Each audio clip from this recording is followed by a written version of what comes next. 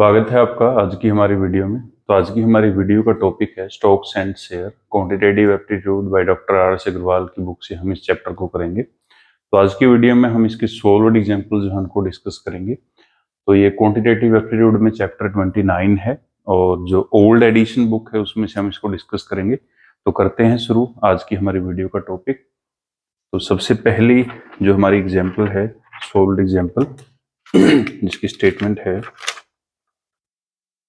Example first,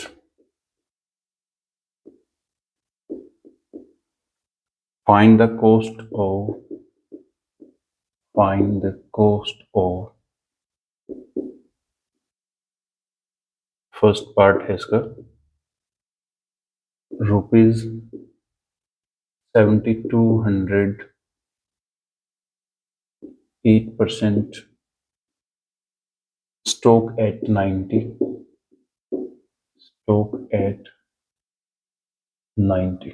ठीक है, तो ये हमारी फर्स्ट एग्जांपल का फर्स्ट पार्ट है जिसको हम डिस्कस करेंगे। तो सबसे पहले cost of rupees 100 stock,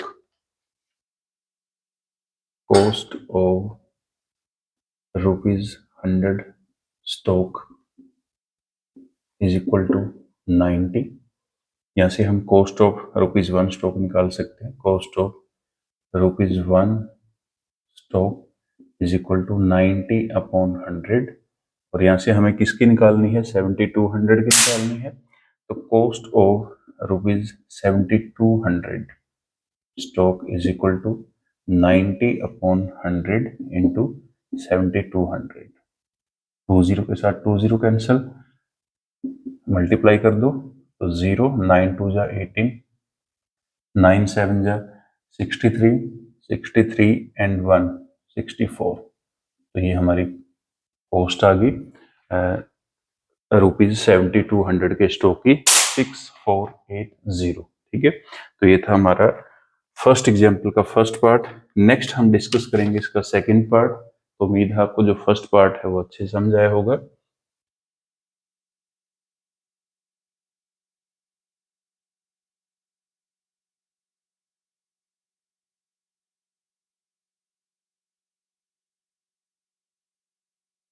next हम डिस्कस करेंगे इसका सेकंड पार्ट। तो सेकंड पार्ट है रुपीज 45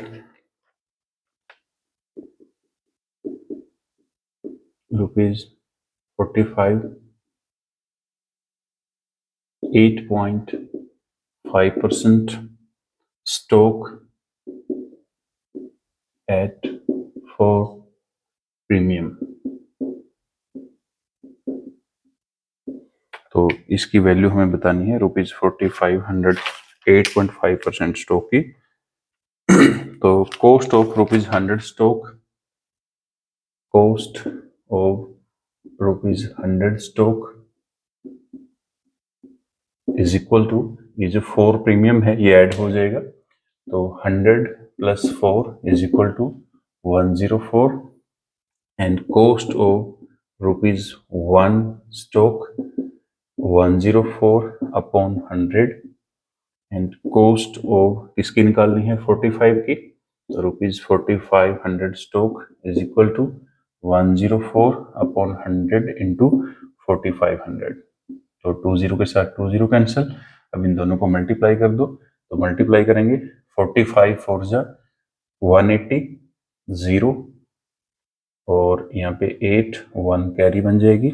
45 1 जा 45 एंड 1 ये 46।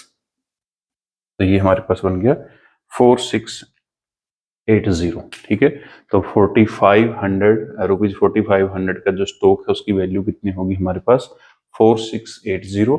4 प्रीमियम हमें दिए हैं 8.5% स्टॉक पर। ठीक है, तो ये है इसकी second example, sorry second part first example का। उम्मीद है आपको जो सेकंड पार्ट है वो अच्छे समझ आया होगा।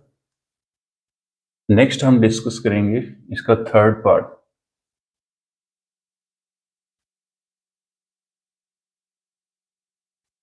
तो थर्ड पार्ट लास्ट पार्ट है इसका रुपीज 64। तीसरा पार्ट है हमारे पास रुपीज 6400 10% stock at 15 डिस्काउंट। तो ये हमें फाइंड आउट करना है। तो सबसे पहले cost of ₹100 stock, cost of ₹100 stock is equal to, अब 15 का डिस्काउंट है तो 100 माइनस 15 ये बन जाएगा 85। ठीक है, तो 100 रुपए के स्टॉक की वैल्यू कितनी रहेगी 85। उसके बाद 1 की निकाल लो, cost of ₹1 stock is equal to 85 upon 100, और हमें किसकी निकालनी है 6400 की, cost of ₹6400 stock is equal to 85 upon 100 into 6400। तो 20 के साथ 20 कैंसिल। अब इन दोनों को मल्टीप्लाई कर दो, तो मल्टीप्लाई करेंगे 85 इंटू 64, तो दोनों को मल्टीप्लाई कर दो, मल्टीप्लाई करेंगे तो 64 5 जा 0 320, तो यहाँ से लिख लेंगे 0, उसके बाद 32 कैरी है, फिर हम मल्टीप्लाई करेंगे 64 8 जा, तो 64 8 जा 512, और 512 और 32 ये ऐड कर दो, तो ये बन जाएगा हमारे पास 544। ठीक है, तो ये हमारे पास वैल्यू आ गई 5440। तो 6400 का जो स्टॉक है उसकी वैल्यू कितनी होगी हमारे पास, कितने का स्टॉक होगा 5440 का। ठीक है, तो ये था हमारा थर्ड पार्ट एग्जाम्पल फर्स्ट का। तो उम्मीद है आपको जो फर्स्ट एग्जाम्पल के तीनों पार्ट हैं वो अच्छे समझ आए होंगे। तो ये थी हमारी फर्स्ट एग्जाम्पल। नेक्स्ट हम डिस्कस करेंगे सेकेंड एग्जाम्पल।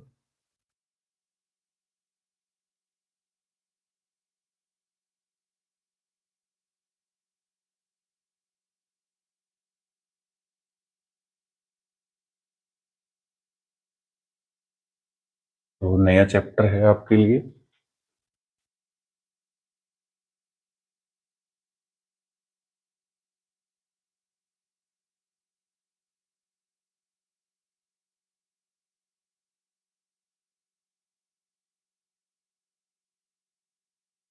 तो बैंकिंग वगैरह का जो एग्जाम है या क्लर्क के जो एग्जाम है उनमें इसके जो क्वेश्चन है वो पूछे जाते हैं। नेक्स्ट है हमारे पास एग्जाम्पल सेकंड। तो एग्जाम्पल सेकंड की स्टेटमेंट हम लिख लेते हैं। Find the cash required, example second, find the cash required to purchase rupees 3200 7 and 1/2% stock at 107 brokerage दी हमें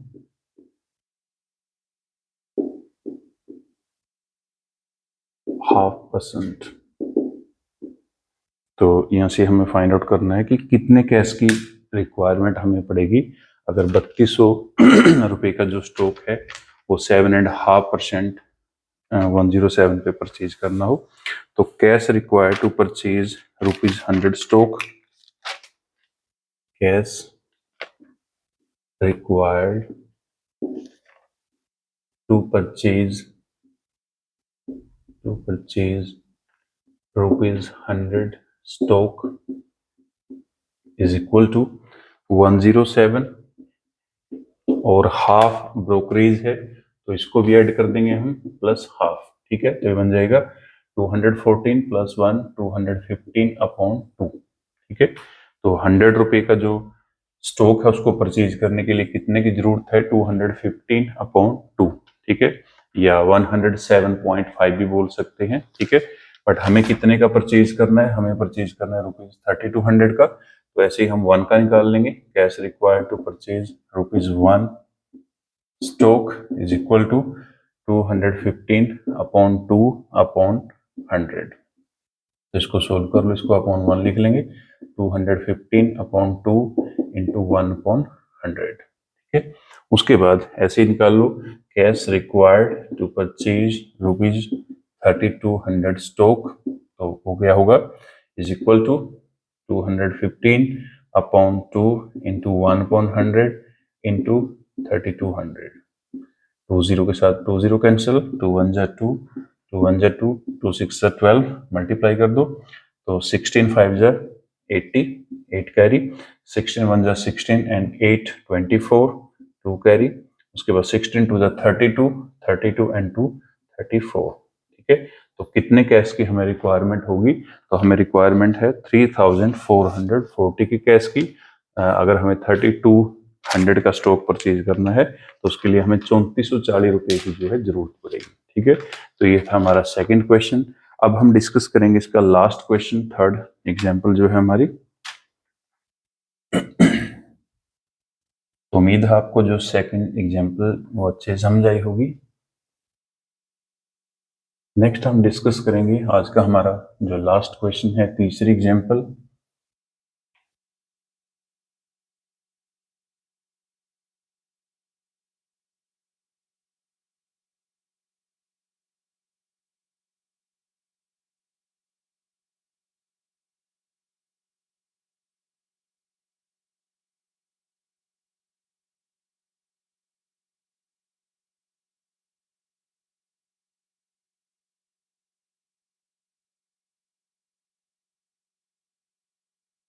तो लास्ट एग्जांपल है, स्टेटमेंट है find the cash realized. Example third, find the cash realized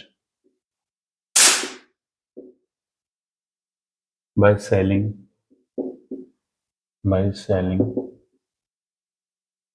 rupees 2400 9.5% stock at 4 discount